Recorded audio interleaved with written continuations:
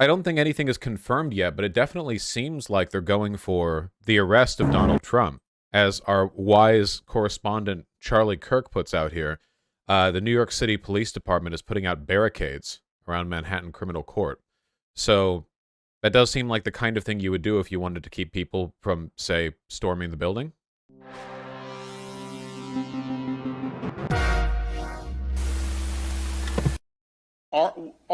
We are not involved in this, won't be involved in this. I have no interest in getting involved in some type of manufactured circus by... Hold on, I found a longer link. There you go. And if you have any role in it, if charges are brought on him, will you have any role in extradition to New York? So I've seen rumors swirl. I have not seen any facts yet, and so I don't know what's going to happen. But I do know this, the Manhattan District Attorney is a Soros-funded prosecutor. And so he, like other Soros-funded prosecutors, they weaponize their office to impose a political agenda on society at the expense of the rule of law and public safety. He has downgraded over 50% of the felonies to misdemeanors. He says he doesn't want to even have jail time for the vast, vast majority of crimes. And what we've seen in Manhattan is we've seen the crime rate go up, and we've seen citizens become less safe. And so you're talking about this situation. We saw the same thing with the attack on Paul Pelosi, with the lunatic who attacked them, where it's like, oh, they're arresting this guy who did a crime. Well, don't these Democrats normally love crime? Pretty hypocritical, you know? Like, they do that every time. And look, I don't know what goes into paying hush money to a porn star to secure silence over some type of alleged affair. I can't speak to that. Little Ron DeSanctimonious. That was a dig. He would never have said what the actual accusations were if he wasn't trying to, like, position himself over. He's literally doing I don't know anything about this, you know, affair hush money or these campaign finance violation. I don't know. He's, you know, because he wants to be, because he wants to be Trump. But what I can speak to is that if you have a prosecutor who is ignoring crimes happening every single day in his jurisdiction, and he chooses to go back many, many years ago to try to use something about porn star hush money payments, you know, that's an example of pursuing a political agenda and weaponizing the office. And I think that that's fundamentally wrong. I also think it's important to point out when you're talking about these Soros-funded prosecutors, yes, they may do a high-profile politicized prosecution. Dog, it's so crazy how boring he is. You guys remember how, like, Donald Trump talks? And that's bad, but the real victims are ordinary New Yorkers, ordinary Americans in all these different jurisdictions, that they get victimized every day because of the reckless political agenda that these Soros DAs bring to their job. I genuinely cannot believe that we've arrived. I know that woke basically just means, like, black or progressive or whatever. It means progressive at this point, but, like, it's literally just the GOP is just going, like, these Jewish DAs and their Jewish bias and their it's like, holy shit, Soros doesn't do anything. He's a 5 million-year-old man, one of hundreds of billionaires who have invested in, like, a ton of different political things. Like, it's not but it's like, the one thing everyone knows about Soros is that he's Jewish. So yeah, ignore crime and they empower criminals, and that hurts people. It hurts a lot. Steven Crowder made a ton of Jewish jokes in his show today. Do you watch the Steven Crowder show? A lot of people every single day. These Soros district attorneys are a menace to society, and I'm just glad that I'm the only governor in the country that's actually removed one from office during my tenure. Aren't district attorneys funded by the state first and foremost? I hope you'll take it as granted that when he says Soros-funded district attorneys, they're not on Soros's payroll. He's lying. That's not a real thing. What it actually means is that Soros probably, like, gave money to a fund, and that fund had its money used for 12 different political projects, and one of those 12 political projects one time worked with the department of the DA to, like, combat, like, youth crime in one specific borough of New York or something. And by that they go, you know, it's sort of, much in the same way that Nazis will call anyone Jewish, for even being remotely associated with Jewish people. They'll like say anything is Soros backed. If there's any connection, which again, billionaires have money everywhere. That's the whole point. Billionaires don't choose what to spend their money on. They have armies of people underneath them who invest their money. They don't directly manage all these projects. No one human could. Crowder's back on YouTube talking about the Trump arrest stuff. Well, I didn't know he was ever off YouTube. I'm watching. Possible. Yeah. But people like Nick DiPaolo, Jim Brewer, Brian Callen, Mr. Guns and Gear, right? Let's think about that. Even Rumble themselves. What do they have in common? Thank you. And see all of That bold, and I don't know if some updates that he may be arrested tomorrow, Tuesday. We had a sense of deja vu early Saturday when former President Trump hit send on a social media post saying he, quote, will be arrested on Tuesday. Protest, take our nation back. He's referring to the Manhattan case focusing on the alleged hush money payments he Look at a little green here, huh? made to porn star Stormy Daniels late in the 2016 campaign. That grand jury is still hearing testimony and will need to vote as to whether or not Mr. Trump should be indicted. goodness. Okay. So I know that So with grand jury proceedings, if the alleged arrest is tomorrow, they've already voted, haven't they? Like, the arrest doesn't take place the moment the grand jury proceedings arrive at a conclusion to indict or not. They would have chosen a while ago. We just don't know what the decision is until it's made public through the arrest, right? Because grand jury proceedings aren't public. I don't think they've even said it's tomorrow, have they? Well, I think there were some news. I think there were some news sites that were saying that Tuesday was the day that had been selected for communication between the police precinct and the Secret Service. Like, the Secret Service were making preparations to hand them over, because you have to like prepare this stuff. researchers here put this on the map because they want me to read it as Donald Trump. They always do that. Well, you have to. The quote's way too long. Please. So President Trump said over Truth Social, Do it. in all caps. Excuse me. Excuse you. Now illegal leaks from a corrupt, Unfortunately, his impression is better than mine. so corrupt, folks. I'm going to do it as if he was at a podium because Do he it, writes yeah. it. He can't. Off book. Yeah, Yeah, he goes off book. Speaking. Now illegal leaks from a corrupt, so corrupt and highly political, the most political, Manhattan His is better. I think mine is funnier, though. District Attorney's Office, which has allowed new records to be set in violent crime and who's another one where he wrote, excuse me, fairy tale. Please. 9/11 too. What he's saying here is, okay, protest if they're arresting a political opponent. I understand that. Didn't Kamala Harris say they should keep protesting as they were burning cities to the ground? Yeah, absolutely. But it's not okay for us to call for protests anymore. Right. I'm just so you know, we're not allowed. So let's go through kind of the need to knows here, because there's the waters have definitely been muddied a little bit. So here's the first kind of fast fact that you need to know. Are we hitting fast facts or are we? No. Are we doing? No? Okay. No bullet sounds. All right. So I don't know why I thought it'd be a good idea to look at a Steven Crowder video. Are there any Republicans who are talking about the actual accusations? Because so far, the only thing that I'm hearing is like, how can they say Trump did a crime when Democrats love crime? Curious. I'm not actually seeing anyone contest. Well, I guess I'm seeing Donald Trump contest the crime. MTG did. Let me get it. Well, she's like the biggest Trump simp in the world, man. She's on that hog 24/7. Wait, Marjorie Taylor Greene makes rare split with Trump over his call for indictment protest. She's saying we don't need to protest? That's kind of surprising. But this is certainly not her saying there was no crime.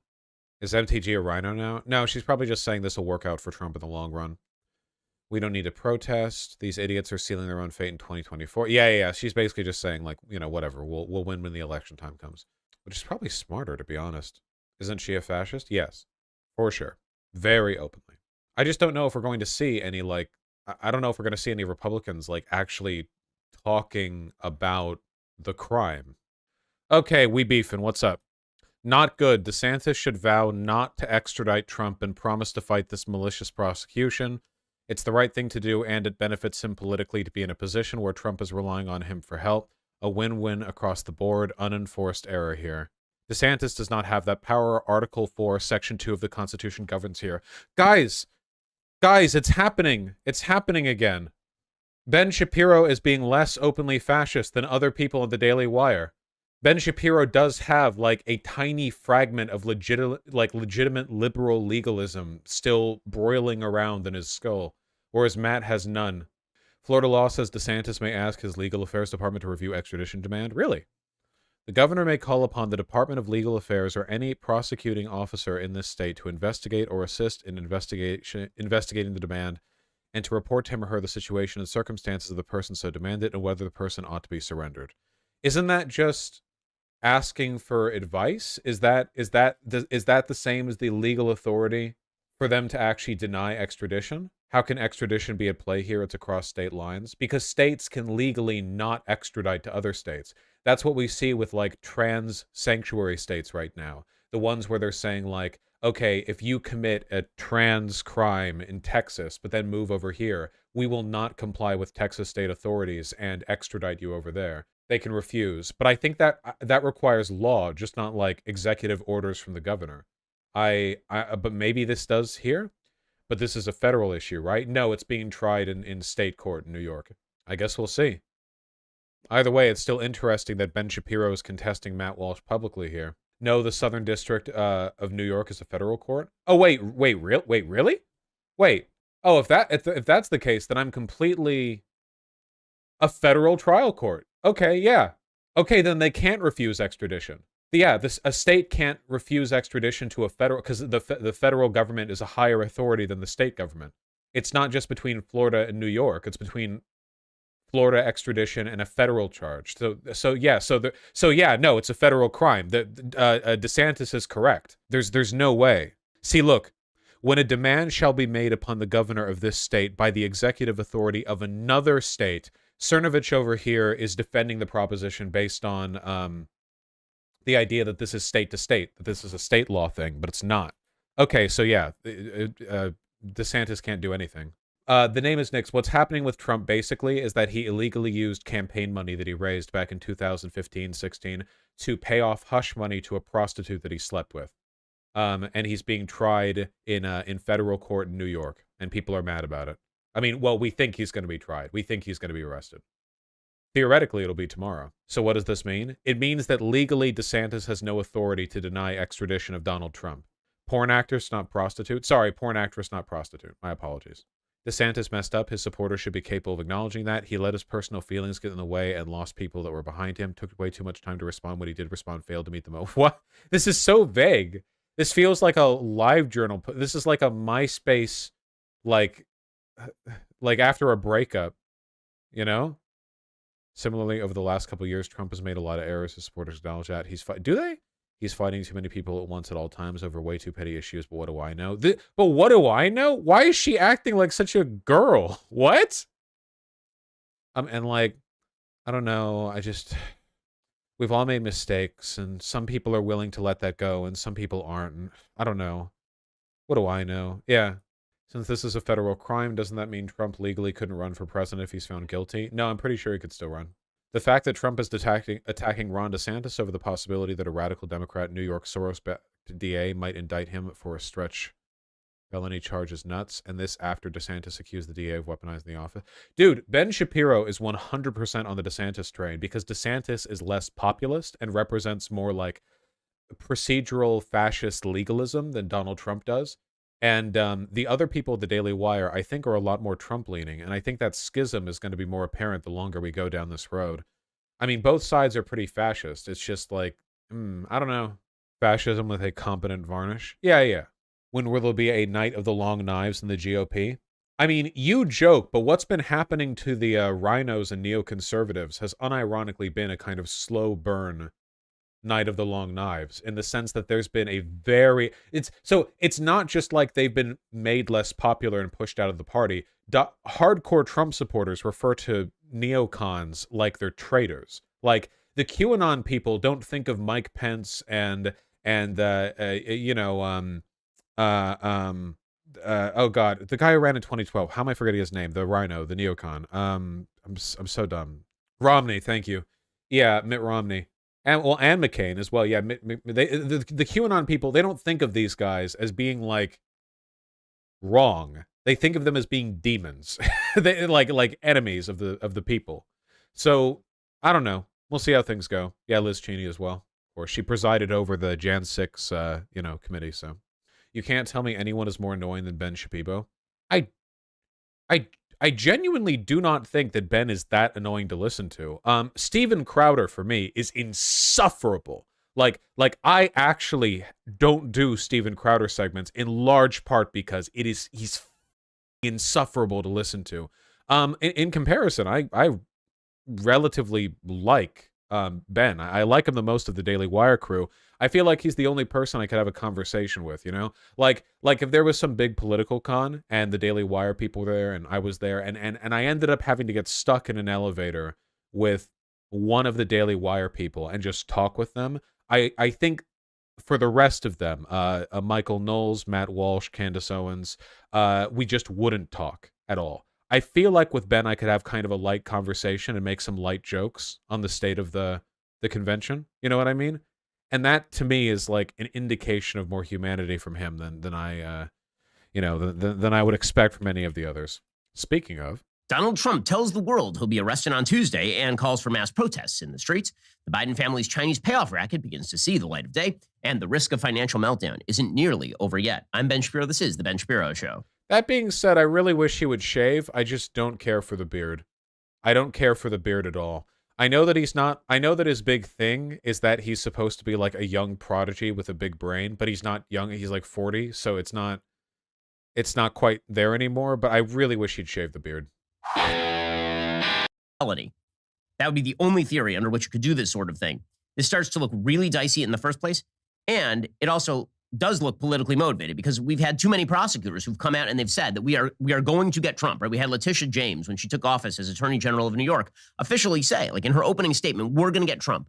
We're going to go after him, which, by the way, is not how you go after crime. The way that you typically go after crime is you find a crime and then you prosecute the person who committed the crime. You don't find a person you would like to prosecute and then you figure out which crime they have committed. But it seems like there are a lot of prosecutors out there who have done this. Now, Trump has opened himself up on a wide variety of scores by using what would be at best dicey behavior, but that two things can be true at once. That dicey behavior can be dicey and also not criminal, as we've seen multiple times in the past. And we'll get to legal predicate for the kind of charge that Alvin Bragg would be trying to bring against Trump.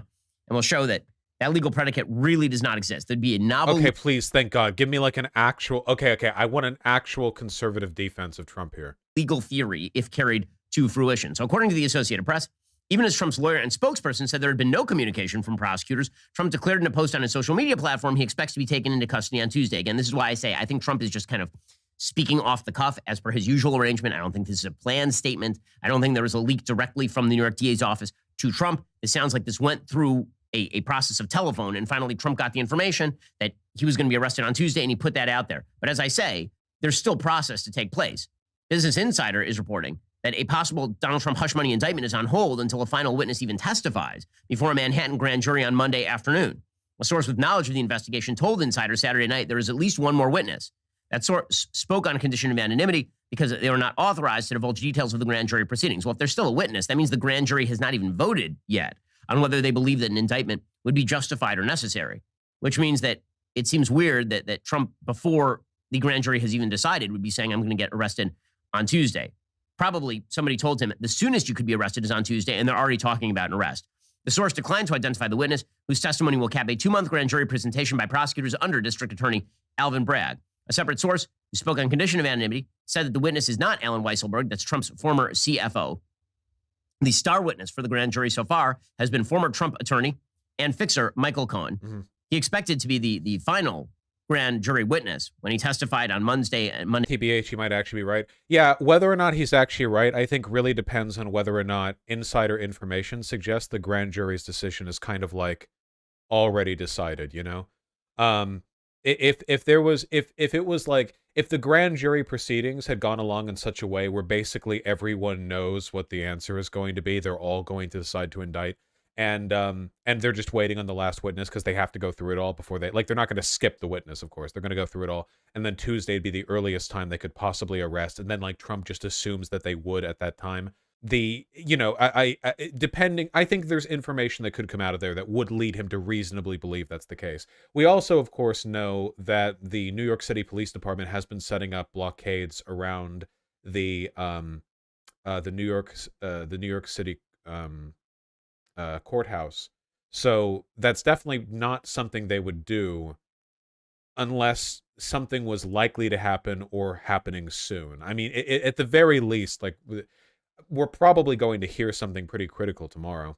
That could be in response to his calls for protest, though. That's true, but I guess it's possible they would bring out the blockades even if the grand jury didn't decide to indict, just because people might show up to protest anyway. That seems odd to me, but I guess that's possible. I guess I could imagine a bunch of Trump supporters like furiously screaming from behind blockades at the courthouse after the grand jury announces they're not indicted. You know what I mean? Like I could see that happening. There's no harm in underestimating the intelligence of Trump supporters. Kevin McCarthy said people should not protest if Trump's indicted. Yeah, same with MTG. I guess we'll see why, I guess. He said no one should harm one another. We want calmness out there. They keep in mind that Republicans are aware of the fact that January 6th was really bad for them. I mean, it should have been a lot worse. They should have been arrested for sedition, for conspiring to impede the legal processes of the U.S. government, and that didn't happen. But it was still bad for them. It did not improve their standing in America. It didn't make them any stronger. So they probably wouldn't want to go for this one because there's no conceivable benefit, you know? Worst case scenario, if another Jan 6 event occurs, what do you think the fallout would be? I don't think that's going to happen. I mean, like, you mean like they stormed the courthouse to try to get Trump out? I don't really know. I don't know what would happen there. If protesters stormed a courthouse that Trump was in to get him out, first of all, that courthouse would be brimming with an enormous amount of security. And I have a feeling that they would not let them in. You know, I don't think they do the thing that happened in the Capitol steps where they just kind of, you know, they're underfunded. They're not enough of them. They pour in. I think they would shoot a lot of them. I fully think that.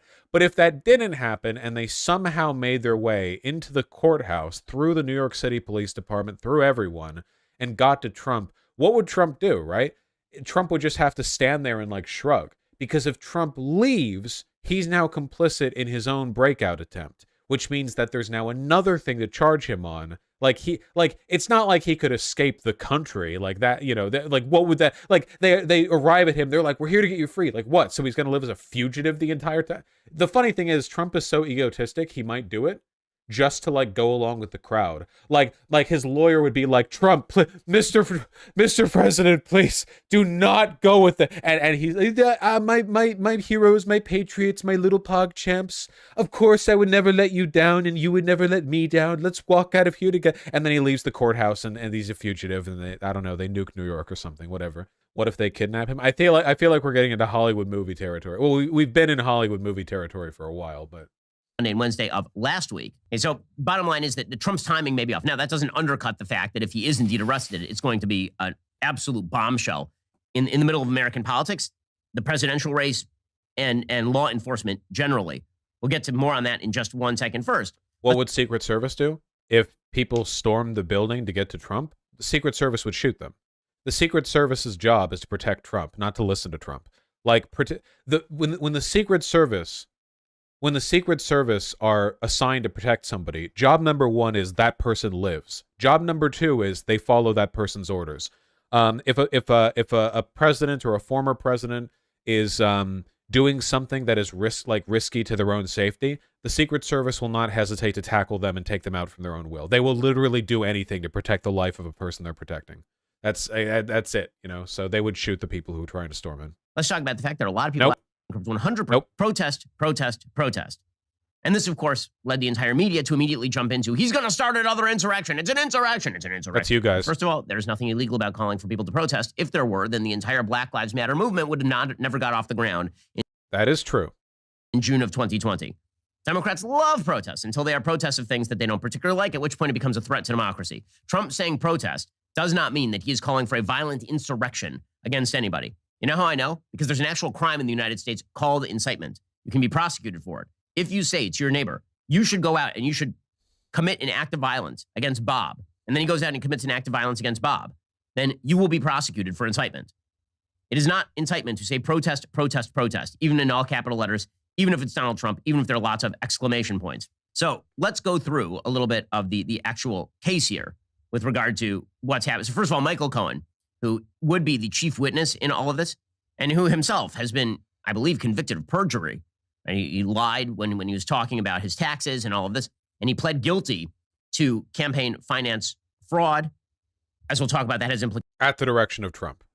implications for Trump's actual case, because those two cases are one and the same with regard to Stormy Daniels.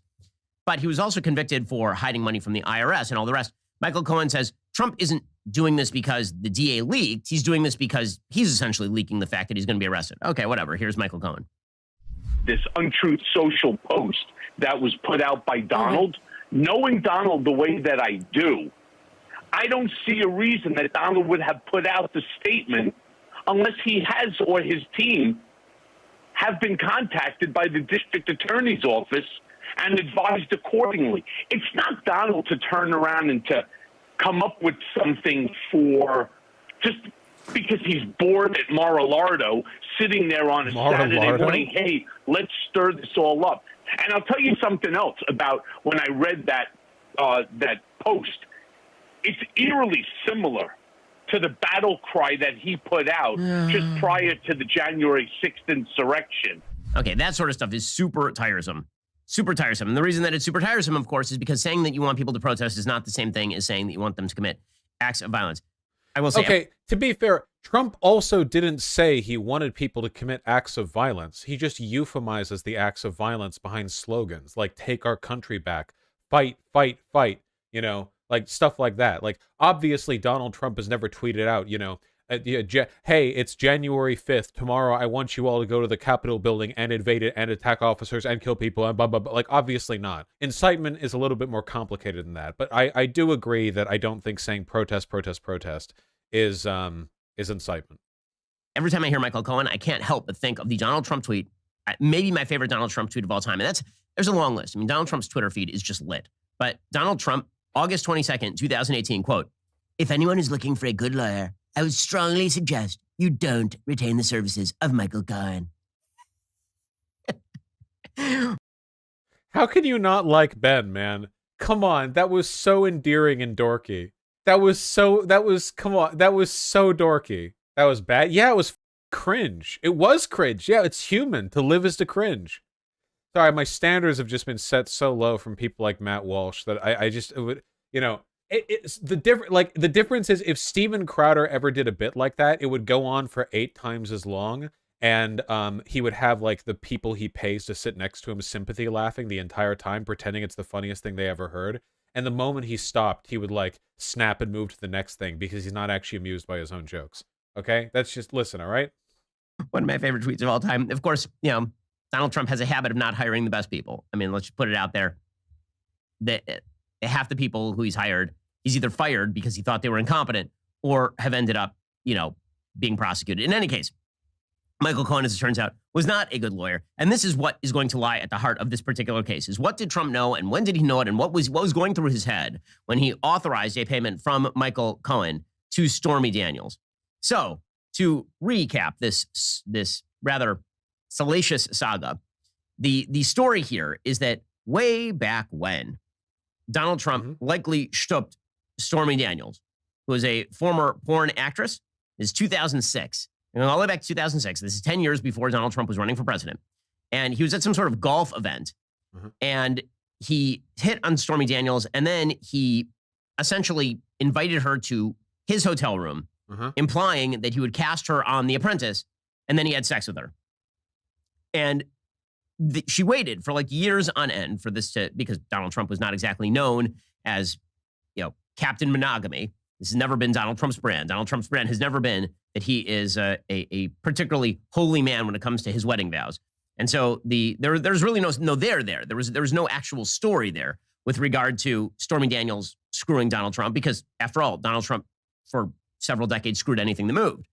And then he married half of those people. So in any case, That was not a story. It became a story in 2015. Do you agree with Donald Trump's stance on monogamy? Critical support to Donald Trump in his fight against the oppressive social norms of monogamy. Okay, that is true. Donald Trump started running for president. When that happened, Stormy Daniels saw a paycheck. And at that point, she was like, okay, I've got a story to tell. She, of course, is not the only person who said that she had a story to tell during the time. There's also Karen McDougal, who's a former Playboy playmate who had also allegedly had some sort of affair with Trump. And she also started retailing her story. And all of this got very much tied up with both the campaign and with monetary payoffs. Even the New York Times recognizes, by the way, that any of Trump's conduct with regard to authorizing Michael Cohen to pay Stormy Daniels, even that would not be illegal. It would be salacious and kind of gross, but it wouldn't be an actual crime. As the New York Times, I mean, this is the New York Times, and me, okay? The New York Times, which hates Donald Trump and would love nothing better than to see the guy perp walk. They would love to see him with a picture with the numbers in front of the police screen, the whole deal. Even the New York Times is like, yeah, this case is not really amazing. Quote, it would not be a simple case. Prosecutors are expected to use a legal theory that has not been assessed in New York courts, raising the possibility a judge could throw out or limit the charges. The episode has already been examined by both the Federal Election Commission and federal prosecutors in New York. Neither took action against Mr. Trump. That includes Cyrus Vance, who is very much motivated to attack Trump. Trump, for his part, denied. Okay, I keep hearing this. In what way would this campaign finance violation be like an abstract, difficult to pin charge? They already got Michael Cohen on it. If Michael Cohen was directed to do that by Trump, Trump would then, as long as Trump was aware of where the money was coming from, Trump would then be like liable as well, wouldn't he? I don't know what legal complexity there would be that would like abstract out his culpability. The only thing you could really say, the only like defense Trump could offer would be, I just asked Michael Cohen to cover it up. Michael Cohen choose to use the campaign money rather than pull it from other funds. It would be a misdemeanor normally, but they're going for a felony. Well, didn't they already get a felony charge when they convicted Michael Cohen for it? I mean, he served 3 years. Oh, well, that might have been for the tax fraud thing. Denies ever having had sex with Stormy Daniels. Wait. To attack Trump. Trump, for his part, denies ever having had sex. Got him, boys. It's done. Meatball Ron rising to the top. We're going to the moon. Invest heavily in Meatball Ron stocks, folks. He's never coming back from this one. With Stormy Daniels and said he did nothing wrong. Now, again, that's exactly what you predict from Trump. That doesn't mean he didn't, but the notion that he committed a crime is very much up for debate. And if we're talking about beyond a reasonable doubt for a conviction, there's a lot of reasonable doubt in this particular case with regard to the criminal violation that would have occurred. And again, it's the weakness of the case that dictates that there must be something political at play here. If this were a super strong case, say, oh, well, they have to prosecute. It's a strong case. This is a very, very, very weak case, which means that it is innately political. And we'll get to that in a moment. What? First of all crimes and all charges thereof are political. It's law. I think I understand what Ben is saying, though. What Ben is basically saying is that only a prosecutor who does not like Donald Trump would go after somebody as powerful as him on such a minor charge. That might actually be true. We let powerful people slide in a lot, pretty much every politician, I'm sure, there's accusations of this, that, the other. A lot of this is just like a kind of natural accompaniment to being an influential and wealthy person. And if you're really motivated to get someone on a crime, I mean, think about it. Like, how many of you have jaywalked? How many of you loitered? How many of you have torrented something, right? Everyone has something on them. It's really just a matter of how doggedly the state decides to pursue a conviction. And in this case, I agree that it's a pretty weak conviction for Donald Trump. Really? Campaign finance fraud? That's what we're getting him on after all this? But it is a crime, and I hate him. And there you go, huh? It is politically motivated. Just politically motivated doesn't mean wrong. But first, law and order.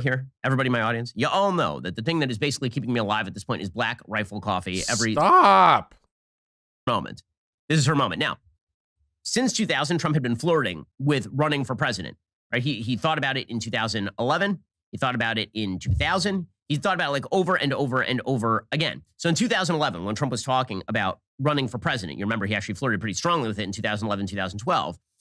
Daniels began working with an agent to see if she could sell the story of their liaison because, hey, make a buck while you can. And they negotiated, according to the New York Times, a $15,000 deal with Life and Style, a celebrity magazine, telling its reporters that Daniels believed Trump's offer to make her a contestant had been a lie. The reporter asked her, just to impress you, to try to sleep with you? Yeah, said Miss Daniels, and I guess it worked. Oh, you mean a powerful man offered the possibility of a career boost and you went for it? Wow. Shocking. When the magazine contacted the Trump Organization for Comment, Michael Cohen, who was Trump's attorney at the time and now a convicted perjurer, returned the call.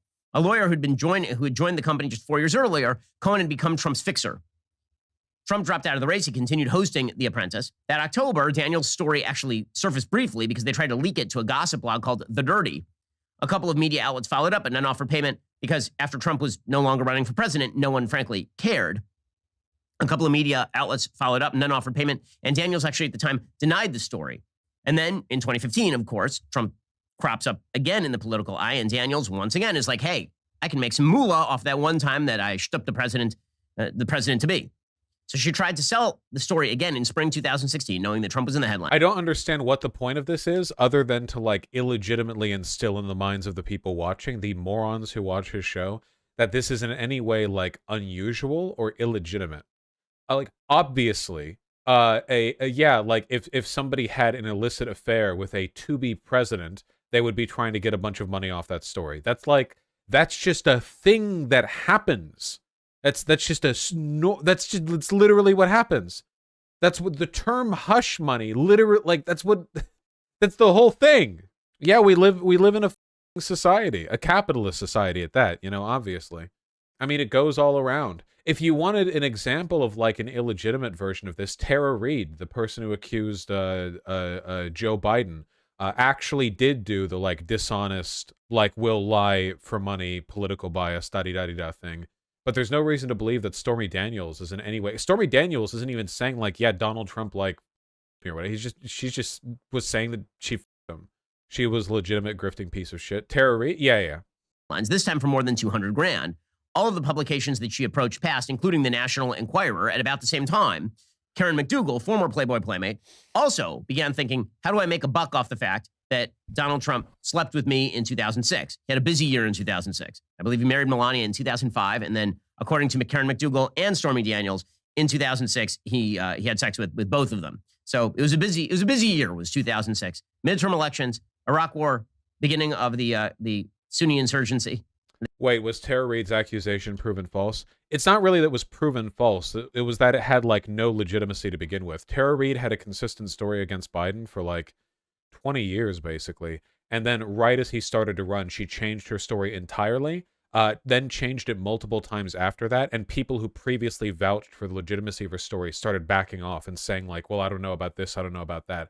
It was like it was very transparent. There's no ambiguity to it at all. Tara Reid's original story, which I think was like, it was like Joe Biden was creepy or like Joe Biden grabbed her arm. There was something. It was like Joe Biden did something like bad. It's not good. Like her original thing was basically like he was creepy, or maybe a bit handsy. I forget the exact details. But then like all of a sudden the story changed to like he sexually assaulted her. And it's like, okay, well, sexual abuse victims do say that. Like they will like remember stuff, or they will like come forward with stuff later when it seems more important. But it's not just that. It's that like she changed the story multiple times over the course of that, and multiple people who were involved in vouching for her started backing away. And then she started appearing on like Russian news networks. I remember some of her like RT bits where she was sandwiched in between like Russian state propagandist 1 and Russian state propagandist 2, talking about like being anti-Biden, and then like suddenly it seems like that was the main place she was being featured. It's like, Oh yeah, Tara Reid was at Maupin's conference. Guys, just so you know, this isn't just like Tara Reid was platformed by RT. She was in with Caleb Maupin. She was in with like the insane cult, like far right, pro-Russia, anti-America. So like, yeah, we're not talking about like incidental association. Being around Caleb Maupin on its own is pretty indicative. Oh yeah, do you think she spanked him? Borgar King. Borgar. She got presented an award by Maupin. What was the award called? Hold on. Maupin Tara Reid Award. Like the Glorious People's...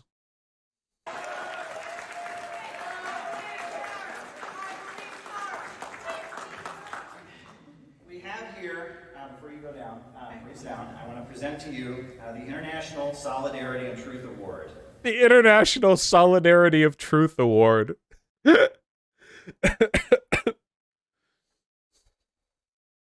is the Center for Political Innovations Award.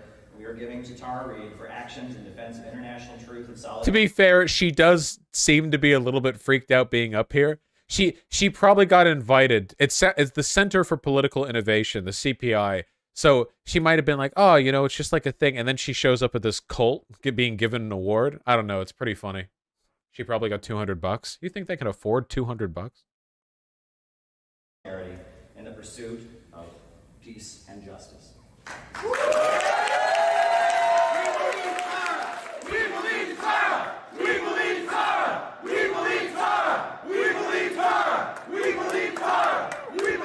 This is very normal. So we might notice everything we're looking at right now. These are things that did not, in fact, happen with Stormy Daniels.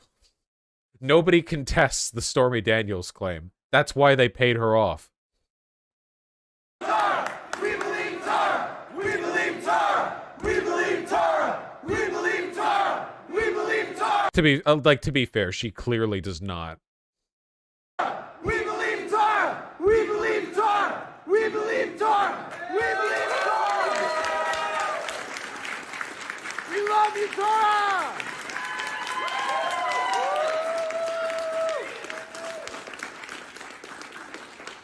Thank you so much. I feel warmth and connection with community, and it reminds me of when I was a child with my mom with the Progressive Labor Party and the Committee Against Racism. I love the unity, and I am with you. I wanted to dedicate this to the Uhuru movement. I want to dedicate this to them. Oh no, wait, never mind. She literally knows the name Uhuru movement. My apologies. Sorry, I was giving her the benefit of the doubt by assuming that she's just kind of like blinking, bleary-eyed. But no, she's fully in with this. All right, okay, all right, okay, all right, okay. The Shia insurgency and Donald Trump nailing pretty much everything. In 2016, with her modeling career flagging, McDougal hired Mr. Davidson, the same lawyer who'd helped Stormy Daniels remove the 2011 blog post, and then they approached the National Enquirer. The National Enquirer essentially tried to buy up these stories in order to silence them because the person who ran the National Enquirer was good friends with Donald Trump. So the people, according to the New York Times, surrounding Stormy Daniels immediately realized that Trump's new vulnerability made her more of a threat and gave her story value. Mm-hmm. And Davidson, the Los Angeles lawyer, was also friendly with Stormy Daniels' agent, Gina Rodriguez, and with the Enquirer's editor. On the day after the Access Hollywood tape, the famous grab him by the bleep tape emerged. Bleep. These two lawyers texted about the damage it had done to Trump's campaign, and then they asked for a pitch. These lawyers asked Stormy Daniels' agent to send another pitch for the National Enquirer at the time. 3 days after the Access Hollywood tape, and here we get into the actual legal issue, Michael Cohen agreed to pay $130,000 to Stormy Daniels in a deal that threatened severe financial penalties for Daniels. It was essentially an NDA. They were paying her for an NDA. Cohen delayed paying. Apparently, he said he was trying to figure out where to get the money while Trump campaigned. So according to Cohen, Trump had approved the payment and delegated to him and the Trump Organization's chief financial officer the task of arranging it. They considered options for funneling the money through the company, but they didn't settle on a solution. Stormy Daniels started to think, hey, maybe the current presidential candidate is waiting until after the election in order to pay me off, because if the election is over and he loses, that story no longer has any value at all. And so instead, Daniels' lawyer canceled the deal and the porn actress began shopping the story again. Cohen finally agreed to make the payment himself. He spoke briefly by phone with Trump twice and then transferred out $130,000 from his home equity line of credit into the accounts of a Delaware shell company. And Cohen, again, ends up being charged and pleading guilty to campaign finance violations. The idea being that he gave a contribution to the Trump campaign by paying off Stormy Daniels by himself, but didn't report it as a campaign contribution. And in the original filing with regard to his campaign finance violations in 2018, the suggestion was made in the filings that Trump had essentially incentivized Cohen to do that and therefore could have been implicated in campaign finance problems. So why in 2018 wasn't Trump actually, why exactly wasn't he arrested at the time? Well, he was the president, is the thing, in 2018. But I do have to give credit here. he is right. This is a political motivation thing. The fact that a former president would be pursued for charges on this issue, it is absolutely indicative of like we just hate Trump. We want to get him for whatever we can. You know, long term, I don't like the precedent that sets, but short term, our country is about to be destroyed by fascists. I don't know. I mean, it's also like an inevitable component of the process, right? It's not like you can have apolitical charging being done. And I'm okay with a very high level of financial scrutiny to very wealthy people, you know, running for office. So, will a Trump arrest further instability? Probably. Isn't that exactly what they do with big criminals? Get them for whatever you can? Yeah, the classic Capone strategy. I don't actually know what they got Capone on. Like, I know it had to do with money, but I don't know the details. What is this? A society where 23-year-olds with 4-year college degrees and like tax evasion? Okay, that was it. Initiatives who aren't smoking weed every day, if they can't make enough to buy a car, much less a home, much less get married, much less have children, then why should you be surprised when half of them say they prefer socialism? Well, you should not be surprised. I agree to a certain extent. I think that the question is when the pedal hits the metal. Like you talk in the book about technology and how it's shifting and taking away jobs from folks. Yes. And you make specific reference to truck driving and the fact that there are going to be these automated cars on the roads. So would you, Tucker Carlson, be in favor of restrictions on the ability of trucking companies to use this sort of technology specifically to, you know, sort of artificially maintain the number of jobs that are available in the trucking industry? Are you joking? In a second. In a second. In other words, if I were president, when I say to DOT, to Department of Transportation, we're not letting driverless trucks on the road, period. Why? Really simple. Driving for a living is the single most common job for high school educated men in this country, in all 50 states. By the way, that's the same group whose wages have gone down by 11% over the past 30 years. This clip is like 4 years old. Yeah, guys, don't get suckered into the talking points. What we're looking at here is two retards fighting, okay? Tucker Carlson is invoking a kind of phony, folksy American blue-collar populism. The idea that, you know, no matter what happens, jobs are what matter. And if you neocons, that's what he's saying to Ben, if you neocons are taking away everyone's jobs in the pursuit of ultimate economic efficiency, then where is life even? But in reality, Tucker Carlson doesn't offer solutions to these problems. Having the DOT, like, bar the development of innovative strategies for trucking in order to artificially keep jobs so the rest of the world races ahead. Literally, so what he's literally saying, he would, through administrative action, make it illegal to use more advanced technology in order to do trucking shit. When, like, any sane socialist perspective here would just be like, okay, well, maybe if all these profits are being generated with basically no human involvement, maybe those profits shouldn't be singly controlled by the people who own the trucking company. Maybe they should be distributed to the masses. Maybe we should be looking at democratic ownership. But that would be actual socialism. And he can't advocate for that because Tucker Carlson is ultimately a slave to billionaires. He's a puppet for them, a mouthpiece. So when he says, how can you be surprised young people are turning to socialism? The socialism he's referring to is an abstract nihilistic rejection of neoliberalism.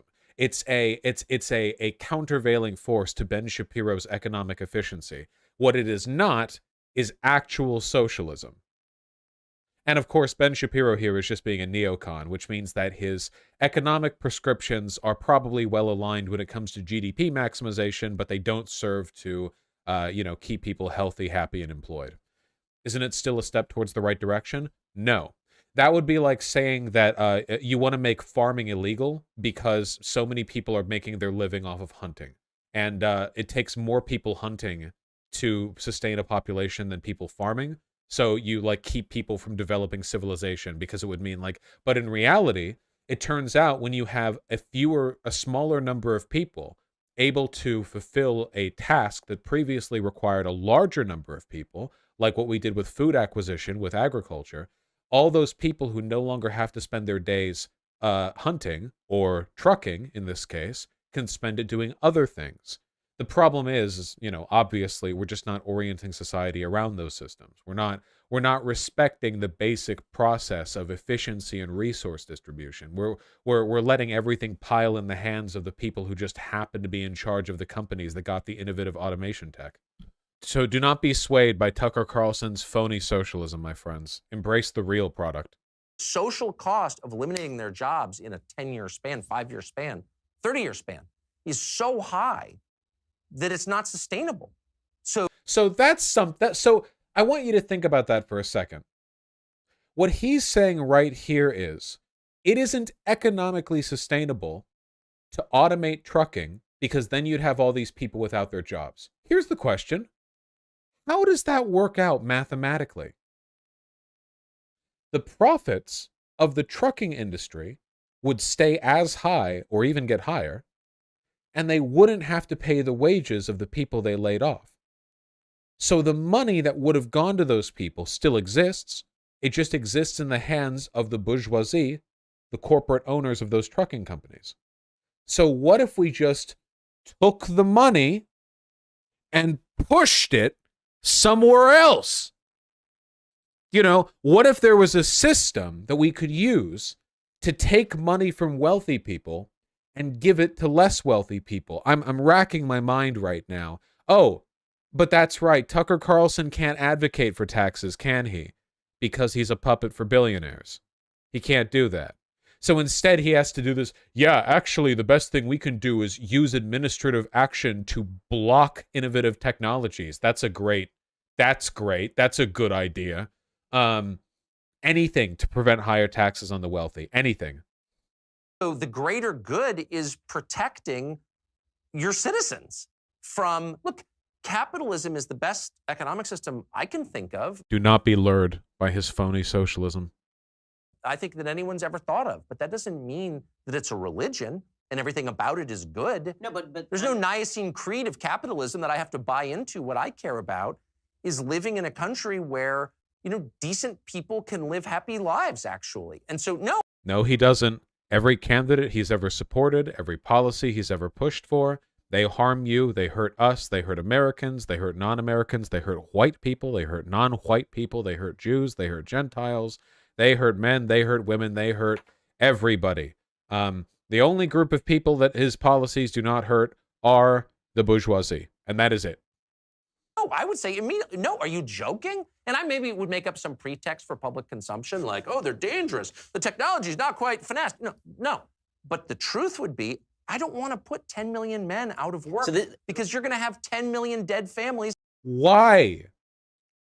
The money that was sustaining them would still exist. It's just in a bank account controlled by the person who owned the trucking company. It's just the wealth that would have gone to their families is just wrapped up in the stock price of the company that laid them off. It's still there. You just have to take it.